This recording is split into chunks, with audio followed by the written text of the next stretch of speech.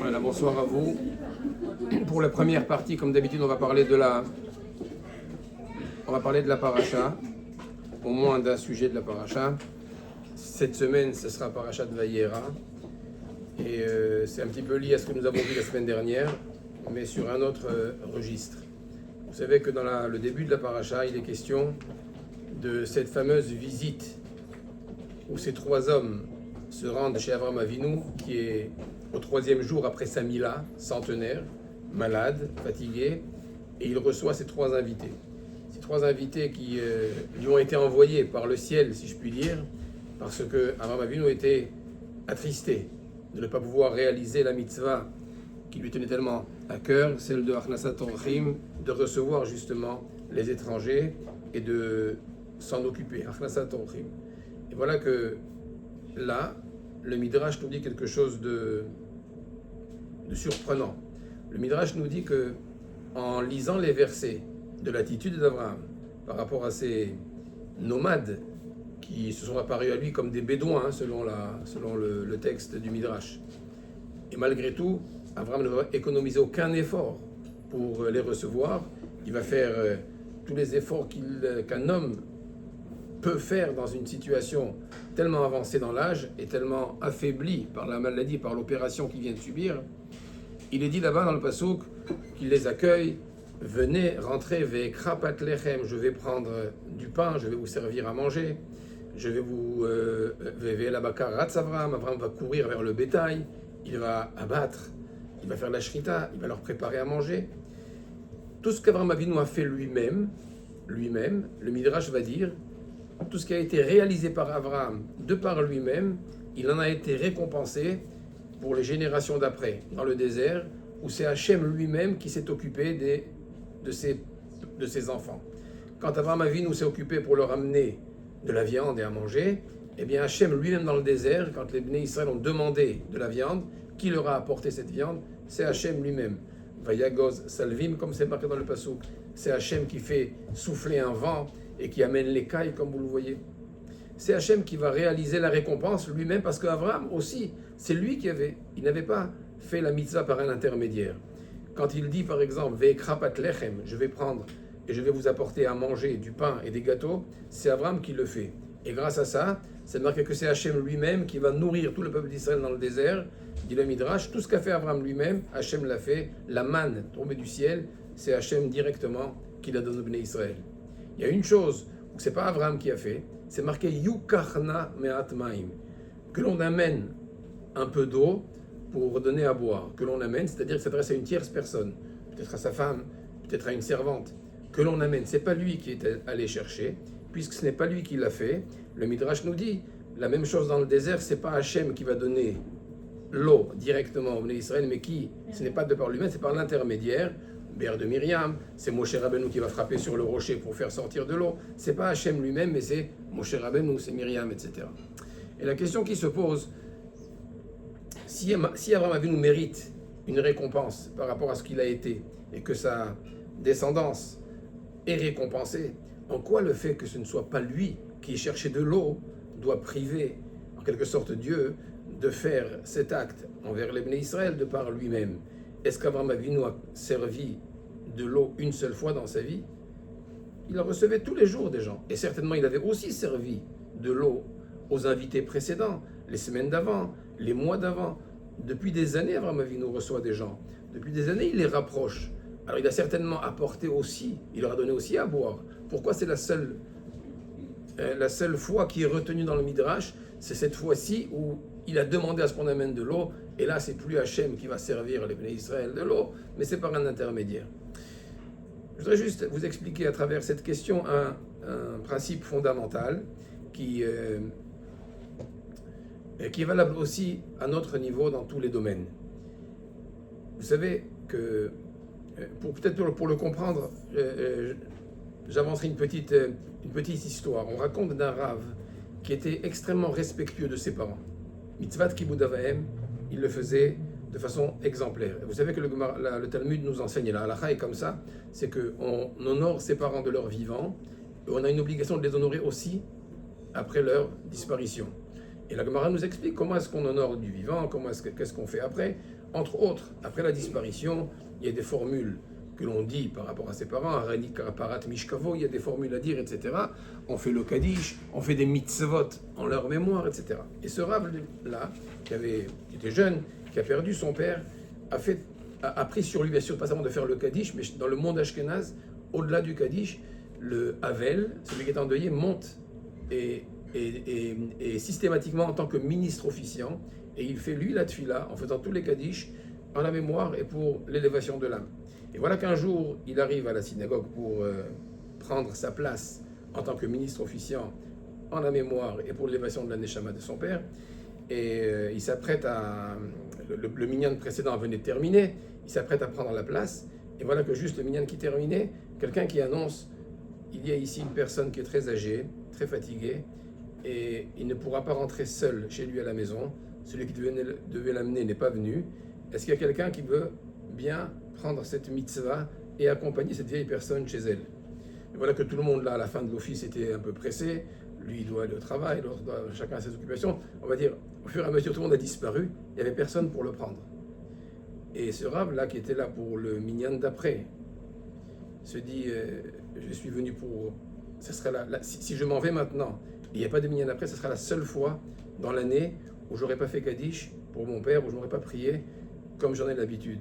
Mais d'un autre côté, comment laisser cette personne? Il le prend. Et il marche avec lui. C'est une personne âgée, très vieille, donc il marchait très très très lentement. Il habite à plusieurs rues à côté. Pas après pas, tout doucement, tout doucement. Au bout d'une demi-heure, ils arrivent effectivement à la maison. Et là, la personne le remercie. Merci beaucoup de m'avoir accompagné. Mais il lui dit, mais à quel étage vous habitez? J'habite au deuxième. C'est bon, je vais monter tout seul. Non, non, il n'est pas question, je monte avec vous. Et toute la route, il se disait que cette mitzvah soit pour l'élévation de l'âme de mon père. Je ne sais pas si j'aurai l'occasion de faire la tfila aujourd'hui, mais au moins que cette mitzvah soit pour l'élévation de son âme. Et il accompagne aussi, marche après marche, jusqu'au deuxième étage, il l'installe chez lui, et après il court vers la synagogue, mais malheureusement, le dernier minyan avait déjà été entamé, d'autres personnes avaient pris la place, donc lui, il ne va pas faire ce qu'il avait l'habitude de faire depuis des mois pour son père. Cette nuit-là, il rêve de son père. Et son père lui dit dans le rêve, mon fils, je te pardonnerai toutes les fois où tu n'as pas pu faire Kaddish. Je te pardonnerai toutes les fois où tu n'as pas pu être ministre officiant, pourvu que tu m'envoies tous les jours des mitzvot comme celle d'aujourd'hui. Comme celle que tu as faite aujourd'hui. Celle-là, elle est beaucoup plus précieuse. Et en fait, qu'est-ce qu'il y a de plus précieux dans une mitzvah pareille?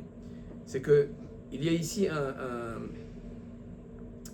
il y a ici quelque chose de plus fort que soi. C'est-à-dire, on va faire quelque chose que je n'ai pas programmé. Je vais faire une mitzvah qui est peut-être difficile à accepter. J'ai mes habitudes, j'ai ma programmation, et là je m'impose quelque chose qui n'est pas ce que j'aurais voulu faire. Cette espèce de idgabrut, de surmonter son propre ego pour faire quelque chose qui s'impose, quelque chose d'autre qui s'impose, donne une dimension totalement, on va dire, disproportionnée à la mitzvah qui est faite. Parce qu'ici, il y a eu un investissement, il y a eu quelque part un sacrifice de soi pour faire quelque chose que je n'ai pas voulu forcément faire. En tout cas, que je n'ai pas programmé. Et c'est cette chose qui rend l'action beaucoup plus grande qu'une action simple, qu'une mitzvah simple. Et c'est un petit peu de cette façon qu'on peut comprendre l'histoire de Avraham Avinu. Il a servi de l'eau à ses invités tout le temps, c'est une évidence.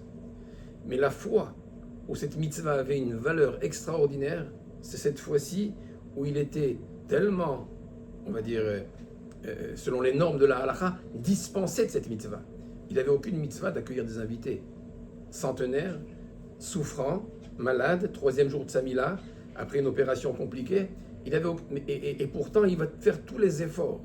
Donc, chaque effort qui a été fait dans la difficulté, la mitzvah qui a été faite dans l'épreuve, comme on le verra par la suite, nos sages disent Tov, Echad, Betzar, Mimea, Shelo Betzar. Une mitzvah qui a été faite avec, on va dire, avec investissement, avec peine, où j'ai dû la réaliser et ça m'a coûté. Une mitzvah qui m'a coûté, qui était dure à réaliser, et j'ai quand même brisé mon ego pour faire la mitzvah, est équivalente à 100 mitzvot qu'une autre personne va faire sans difficulté. La même mitzvah. Mais pour lui, c'était très facile. Il n'avait aucune épreuve à la faire. Celui qui a été éprouvé a une valeur qui est totalement différente. Elle vaut 100 fois plus. Et c'est un petit peu cette idée que le Midrash veut extraire du Midrash, de la scène. Quand Abraham Avinu s'efforce pour la mitzvah, eh bien c'est quelque chose qui est totalement différent d'un chesed classique. Dans la réalité, on peut essayer d'expliquer, parce que je me souviens aussi une fois d'avoir entendu que le Chafetz Chaim, il a vu un jour deux élèves qui étaient à la yeshiva de Radin. Il leur a dit aujourd'hui, qu'est-ce que vous avez fait aujourd'hui? Ils ont dit, on a étudié cette page de Gemara. Aujourd'hui, on s'est focalisé sur cette page de Gemara. Alors le Chafetz Chaim dit à Alain, toi tu as fait une page de Gemara, mais ton ami à côté il en a fait 100. Et là il est étonné, comment on a étudié ensemble, on a fait le même programme, il n'a pas fait un mot de plus que moi, il dit oui mais toi, tu es né ici à Radin, tu étais prédisposé à être ici à la yeshiva. Lui il vient d'Amérique, il a quitté un monde, il a dû lutter contre ses parents, chaque instant pour lui c'est un investissement, on va dire, totalement différent du tien. Et nos maîtres nous ont enseigné que un acte avec effort est l'équivalent de 100 actes qui se font de façon naturelle et sans effort. Et l'idée de Avraham Avinu, que l'on retrouve à la fois au début de la paracha, dans sa Achnasat Orchim, on la retrouve aussi à la fin. Dans le dernier passage, c'est la Akedat Yitzhak. C'est là où Kadosh Baruch Hu demande à Abraham, comme on a dit la semaine dernière, de prendre son fils Yitzhak et de le lui offrir. Cette volonté exprimée, mais qui n'a jamais été une idée que Kadosh Baruch Hu a voulu, mais c'était une épreuve. Offre-moi ton fils. Et là, effectivement, on peut dire, et on évoque cette Akedat Yitzhak à Rosh Hashanah, à Kippour, on lit le Et Sha'arei Ratzon, c'est émouvant, on dit Vetiskor Akedat Yitzhak Hayom Lezar Otiskor, on évoque sans cesse l'histoire de l'épreuve d'Avraham Avinu avec le sacrifice de son fils. Et pourtant, je veux dire, qu'est-ce qu'il y avait de difficulté? Qu'est-ce qu'il y avait de difficile? Du temps d'Avraham Avinu, le simple voisin le faisait. C'était dans les mœurs. On tuait des enfants à tort et à travers. Avraham Avinu a lutté contre cela. Ici, Hachem lui demande quelle est la difficulté pour lui de le faire. Et même mieux que ça, est-ce qu'il pouvait s'opposer? Est-ce qu'Avraham Avinu pouvait s'opposer à la parole, puisqu'il prophétise et il voit Hachem qui le lui demande? Est-ce qu'il peut s'opposer à Hachem? Sa vie de Yitzhak et celle d'Abraham sont entre les mains d'Hachem. Quelle option avait-il à part d'accepter? Et pourtant, on considère que c'est un acte énorme. Pourquoi on considère que c'est un acte énorme au point où il est au centre de tout le rituel de Rosh Hashanah et de Kippour? Tous les matins, on évoque ceux qui font la tefila depuis le début. On verra tout à l'heure dans la partie halachique que la tefila a un déroulement. Et bien on évoque tous les matins la paracha de Akedat Yitzhak. Qu'est-ce qu'il y a de particulier? Ce qu'il y a de particulier, c'est qu'Avraham Avinu est le pilier du chesed. Avraham Avinu, c'est le pilier de la bonté, de l'altruisme, de celui qui est là à se sacrifier pour les autres. Avraham Avinu, c'est celui qui ne peut pas, qui est incapable de faire du mal à une mouche, qui ne peut pas toucher une mouche. Et la difficulté d'Avraham Avinu n'est pas dans l'action, mais comment est-ce que lui, qui incarne depuis les cheveux de sa tête jusqu'aux ongles de ses orteils, il incarne le chesed, il n'y a rien d'autre dans son être, comment est-ce que lui pourrait réaliser, pratiquer un acte pareil? C'était la difficulté de le faire. Et nos maîtres disent que c'est pas pour rien que Avraham Avinu, à chaque fois qu'il a été éprouvé, c'est sur quoi? Dans ce domaine-là. Quand Sarah lui dit renvoie la servante Agar avec Ishmaël, parce que Ishmaël est de mauvaise influence pour Yitzhak, vous verrez dans les Mefarshim, le Ramban nous dit que la chose était extrêmement pénible pour Avraham Avinu. Si ce n'est pas Hachem qui lui avait dit Kol asher tomar elecha Sarah, shema bekola, tout ce que Sarah te dit, écoute-la et vas-y jusqu'au bout. Avraham Avinu, c'était inconcevable. Comment? J'accueille toute ma vie, j'accueille des étrangers, maintenant je vais renvoyer mon propre fils. C'était pas du tout envisageable. Avraham Avinu ne peut pas. C'est-à-dire, l'épreuve, elle était où? Elle était là où c'est difficile pour Avraham. C'est justement dans Lot la même chose. Quand il se sépare de Lot, son neveu, Là aussi, la chose était extrêmement dure pour lui. Hachem lui dit quoi? Tu as accueilli tout le monde et maintenant tu te sépares de ton propre neveu. C'était une chose qui était très difficile. Et c'est ça l'épreuve. L'épreuve, elle est dure, elle a une valeur importante lorsque sa mise en pratique fait en sorte à ce que l'individu qui la réalise a une difficulté, ressent une difficulté. Plus il y a une difficulté et l'épreuve est surmontée, plus la récompense et plus l'acte est considéré comme... Et plus le curseur de la difficulté et qui va donner une dimension à la mitzvah et à l'acte est extrêmement élevé. Et c'est cette histoire qu'Abraham Avinu vit ici. Pourquoi je dis cela? Parce que là où c'est difficile, c'est là où on va éprouver notre amour pour Hachem. Imaginons par exemple que, je sais pas moi, un roi demande à un de ses fidèles serviteurs de prendre en charge l'hygiène et l'entretien de son palais. Alors si celui qui est fidèle serviteur va astiquer à chaque fois les choses qui brillent déjà, il n'aura pas fait grand-chose. S'il laisse sale et il n'entretient pas là où ça nécessite d'être entretenu, et il s'occupe de ce qui est déjà bien, c'est quelque part un manque de fidélité, un manque d'affection et d'amour pour son maître. Parce que s'il l'aimait vraiment, il sait que ce qui est important, c'est pas d'astiquer ce qui brille déjà, mais c'est de nettoyer ce qui est sale. Et en fait, dans la vie qui est la nôtre, on va avoir tous des choix à faire. On aura tous des épreuves dans la vie. On va avoir tous des décisions à prendre.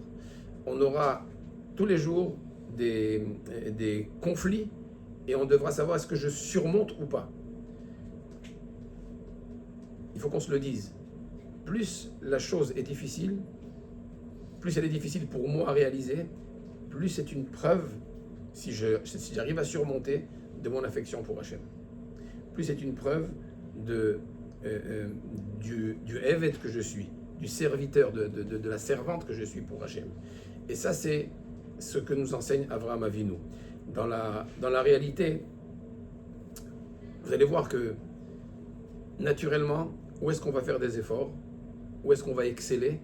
Dans les domaines où on est à l'aise. Dans le domaine qu'on aime bien. Ce qu'on aime bien, on va faire encore mieux. Mais mince, ça brille déjà. Ça, c'est déjà propre. Ce qu'Hachem attend, c'est pas ce qui est déjà bien. C'est là où on sait que nous avons des lacunes. C'est comme un jour, il y a le père d'une fille pour laquelle il cherchait un chidour qui est déjà en âge avancé. Il me dit, cette fille, elle est pieuse. Bon, toujours, elle fait ses téhilim, elle fait ses tfilotes, elle fait les chomeret Shabbat, etc. Mais quand vous la voyez, elle est habillée, elle est peut-être plutôt à moitié habillée. Ça veut dire qu'elle est presque pas habillée, on va dire. Alors, le Nisayon, il est où? Il est où? Il se trouve pas là où c'est facile. Pour moi, faire téhilim, c'est peut-être facile. C'est là où j'éprouve des difficultés. Si dans le domaine qui m'est difficile, je suis capable de prendre sur moi et d'appliquer quelque chose que la halakha me demande, c'est là où effectivement on prouve notre amour pour Hachem. C'est ici où l'épreuve, elle est valable. Abraham nous l'a appris, et c'est ce que dit le Harizal, le Hari Akadosh. Il dit que comment est-ce qu'un individu peut savoir pour quelle raison est-il venu au monde, quelle est ma mission sur terre. Chacun a une mission. Alors on est tous, bien sûr, faits de chair et d'eau et de sang, et on a tous des besoins, on a tous des besoins physiques et spirituels, etc. Mais on a tous une mission particulière qui nous appartient et qui n'est pas du domaine de l'autre. Quand je veux savoir quelle est ma mission, il dit c'est simple, ce que tu fais facilement, c'est pas ta mission. C'est là où c'est un petit peu difficile, c'est pour ça que tu es venu. C'est là où c'est un peu difficile. Et si on veut savoir c'est quoi ma mission, c'est justement là le baromètre. Ce que j'arrive à faire facilement est quelque chose qui est, on va dire, ancré en moi peut-être, soit par éducation, soit parce que j'ai fait effectivement un travail, etc. Mais puisqu'on a un devoir de progresser, c'est à chaque fois d'essayer d'élever un petit peu le curseur de ce qui était hier pour moi difficile et qui sera devenu un domaine que j'ai acquis pour essayer de conquérir une nouvelle difficulté.